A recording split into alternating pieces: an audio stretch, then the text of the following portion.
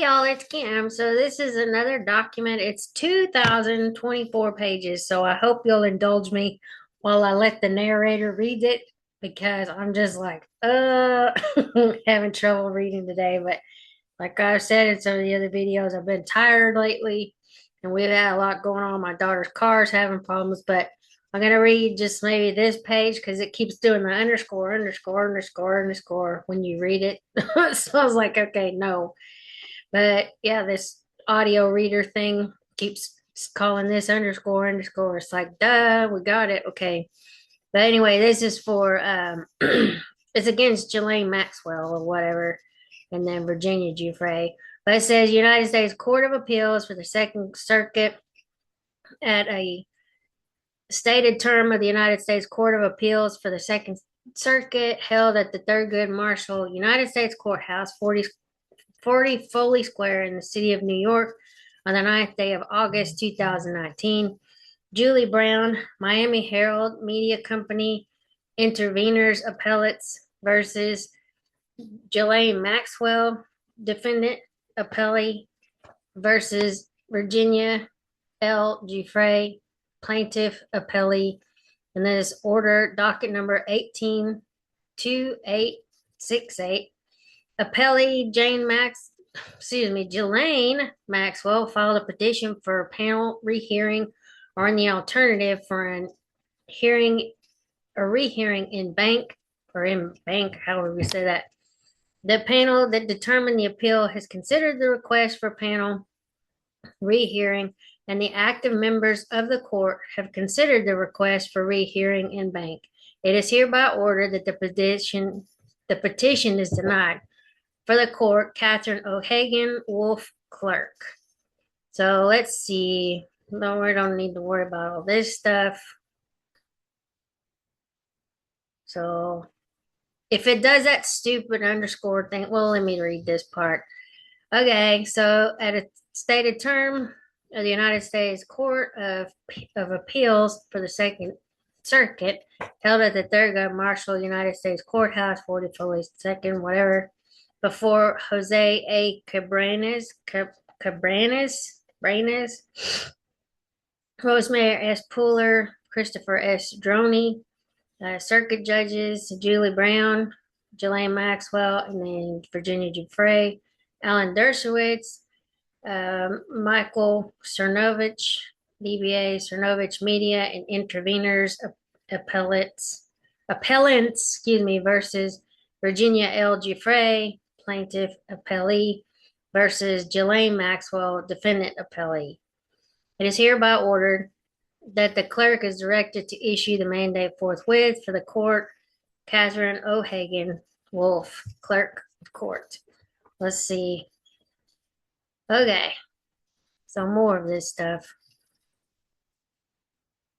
I'm not going to read this again. Okay, so the appeal in the above captioned case from a judgment of the United States District Court of the Southern District of New York was argued on the district court's record in the parties' briefs.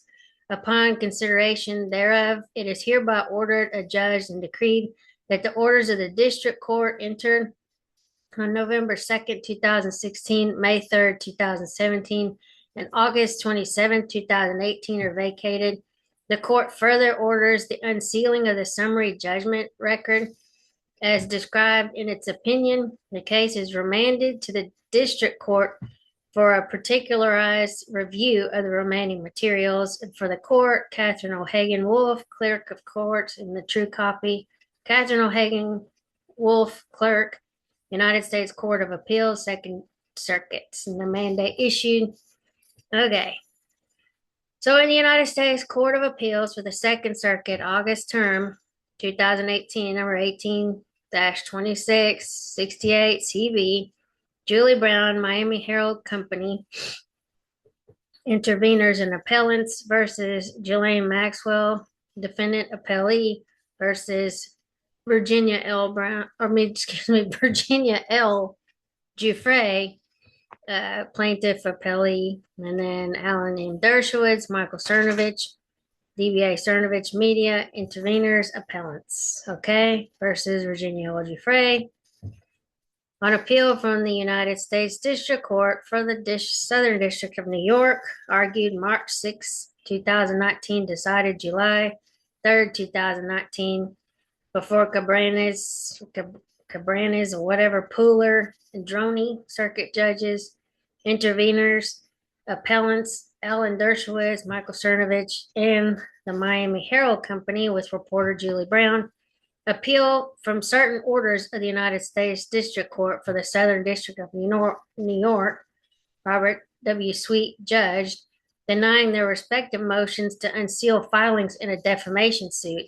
We conclude that the District Court failed to conduct the requisite particularized review when ordering the sealing of the materials at issue. At the same time, we recognize the potential damage to privacy and reputation that may accompany public disclosure of hard-fought, sensitive litigation. We therefore clarify the legal tools that district courts should use in safeguarding the integrity of their dockets. Accordingly, we vacate the district court order entered on November 2nd, 2016, May 3rd, 2017, and August 27, 2018 order, the unsealing of the summary judgment record as described further herein, and remand the case or the cause to the district court for particularized review of the remaining sealed materials. Judge Pooler concurs in this opinion, except insofar as it orders the immediate unsealing of the summary judgment record without a remand. Sanford L. Borer, Christina N. Walls, Madeline J. Harrington, New York, New York, on the brief, Holland and Knight LLP, Miami, Florida, for interveners, appellants, Julie Brown and Miami Herald, Ty G. Adam Mueller on the brief, Haddon, Morgan, and Foreman, PC, Denver, Colorado, for defendant appellee Ghislaine Maxwell, Paul G. Castle, Sigrid S. McCauley, Boy Schiller Flexner, LLP, Fort Lauderdale, Florida, on the brief, S.J. Quinney College of Law, University at Utah, Salt Lake City, Utah, for plaintiff appellee Virginia L. Giuffre, Andrew G. Selig Jr., David A. Lebowitz on the brief, Emery Selly Brinkerhoff, and Abadi, LLP, New York, New York, for intervener appellant Alan M. Dershowitz, and then Mark Randazza, J. Marshall Woolman, Las Vegas, Nevada, on the brief, Randazza Legal Group, PLLC, Hartford, Connecticut, for intervener Michael Cernovich, Jose A. Cabranes, circuit judge, interveners, appellants, Alan M. Dershowitz, Michael Cernovich, and the Miami Herald Company with reporter Julie Brown, jointly the Herald, appeal from certain orders of the United States District Court for the Southern District of New York, Robert W. Sweet, judge, denying their respective motions to unseal filings in a defamation suit. We conclude that the district court failed to conduct the requisite particularized review when ordering the sealing of the materials at issue. At the same time, we recognize the potential damage to privacy and reputation that may accompany public disclosure of hard-fought, sensitive litigation. We therefore clarify the legal tools that district courts should use in safeguarding the integrity of their dockets. Accordingly, we vacate the district court's orders entered on November 2nd, 2016, May 3rd, 2017, and August 27, 2018. Order the unsealing of the summary judgment record as described further herein, and remand the cause to the district court for particularized review of the remaining sealed materials. Background: Jeffrey Epstein's conviction in the CVRA suit. The origins of this case lie in a decade-old criminal proceeding against financier Jeffrey Epstein, or Epstein.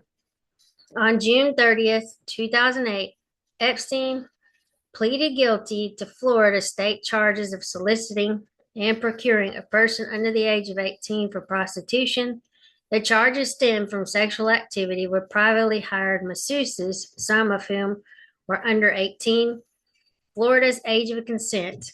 Pursuant to an agreement with state and federal prosecutors, Epstein pleaded to the state charges. He received limited jail time, registered as a sex offender, and agreed to pay compensation to his victims. In return, prosecutors declined to bring federal charges. Shortly after Epstein entered his plea, two of his victims, proceeding as Jane Doe 1 and Jane Doe 2, filed suit against the government in the Southern District of Florida under the Crime Victims' Rights Act, or CVRA. The victims sought to nullify the plea agreement, alleging that the government failed to fulfill its legal obligations to inform and consult with them in the process leading up to Epstein's plea deal. On December 30th, 2014, two additional unnamed victims, one of whom has now self-identified as plaintiff appellee Virginia Giuffre, petitioned to join in the CVRA case.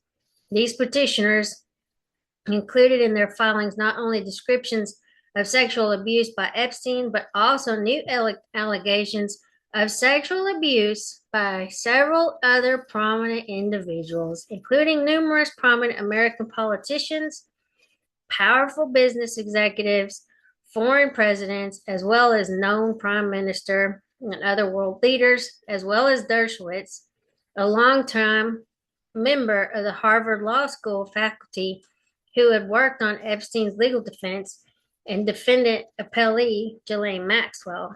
Dershowitz moved to intervene, seeking to strike the outrageous and pertinent allegations made against him and to request a show cause order to the attorneys that have made them, exercising its authority to strike from a pleading an insufficient defense or any redundant, immaterial, impertinent, or scandalous matter on its own.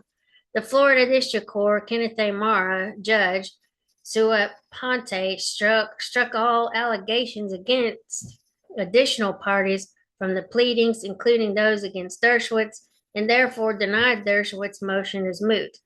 The stricken allegations, however, quickly found their way into the press, and several media outlets published articles repeating Giuffre's accusations.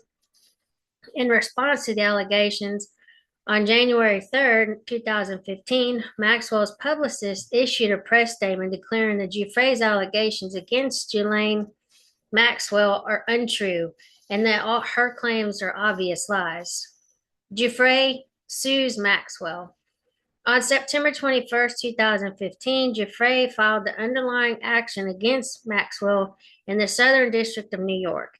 Giuffre alleged that Maxwell had defamed her through this and other public statements. Extensive and hard-fought discovery followed. Due to the volume of sealing requests filed during discovery, on August 9, 2016, the district court entered a sealing order that effectively ceded control of the sealing process to the parties themselves.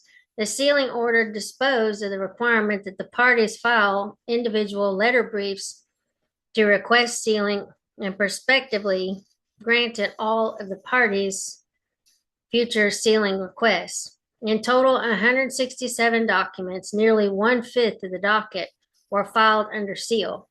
These sealed documents include inter alia, motions to compel discovery, motions for sanctions and adverse inferences, motions in limine, and I guess that's how you say it, and similar material.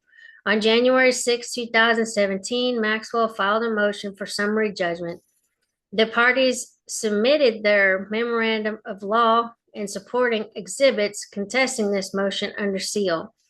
On March 22nd, 2017, the district court denied the motion in a heavily redacted 76-page opinion.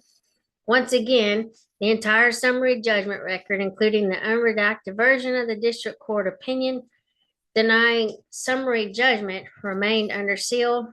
On May 24, 2017, Maxwell and Giuffre executed a settlement agreement and the case was closed the next day. Motions to intervene and unseal. Over the course of the litigation before Judge Sweet, three outside parties attempted to unseal some or all of the sealed material. On August 11th, 2016, Dershowitz moved to intervene, seeking to unseal three documents that he argues demonstrate that Giuffre invented the accusations against him. On January 19th, 2017, Cernovich, an independent blogger and self-described popular political journalist, moved to intervene, seeking to unseal the summary judgment record, and Dershowitz joined his motion. On April 6, 2018, after the case had settled, the Herald moved to intervene and unseal the entire docket. The district court granted each of these motions to intervene, but denied the related request to unseal in orders entered November 2nd, 2016, May 3rd, 2017, and August 27th, 2018, respectively. The appellants timely appealed from each of the orders denying their respective motions to unseal, although each appellant seeks the release of a different set of documents. All argue that the district court failed to analyze the documents individually or properly apply the presumption of public access to court documents. We therefore order that the appeals be heard in tandem and held argument on March 6, 2019. On March 11, 2019, we issued an order to show cause why we should not unseal the summary judgment motion, including any materials filed in connection with this motion in the district court's summary judgment decision. The parties timely filed their responses. So the discussion, there are two categories of sealed material at issue in these appeals: the summary judgment record, which includes the parties' summary judgment briefs, their statements of undisputed facts and incorporated exhibits, and court filings made in the course of the discovery process and with respect to motions in limine. In this opinion, we explain that our law requires the unsealing of the summary judgment material and individualized review of remaining sealed materials. So I'm going to stop right here and then maybe do another video. I thought I was going to find a spot where I could actually start the recording, so that's why I'm reading through it instead of having it read for us. But anyway, I'm trying to do my best. So like I said, I'll get kind of tired, but anyway, I will talk to y'all later. Have a good one. Bye.